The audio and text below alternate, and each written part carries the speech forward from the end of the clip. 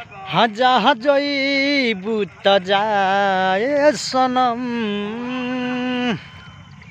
हरे देख जिनगी भखातिर जखम, हरे जनी सोच हमारा बारे में, तुहारा खातिर हमारा मैल ना रहे।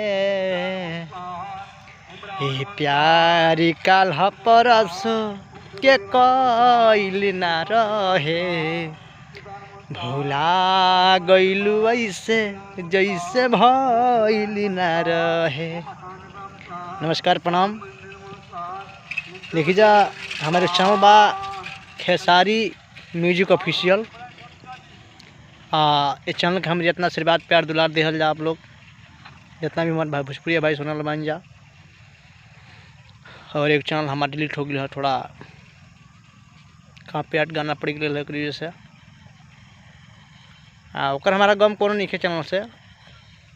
काल से हमारा गाना रिकॉर्ड बा, आज हमारा गाना भइल बा, बहुत धमाल एगो गाना रिकॉर्डिंग भइल बा जौन कि शिल्पी राज के साथ में। बहुत बढ़िया हमने जोड़ी गाना आप लोग सुनब जा तक दिल गदगद हो जी भाई। और चैनल ऐसे हमारा सब्सक्राइब करिए, आगे बढ़ाई। इस समय हम घूमत तनी बिहार में बानी, पटना नदी उड़ाइल बनी। और हमारे चैनल के आगे बढ़ाई प्लीज़। बाय।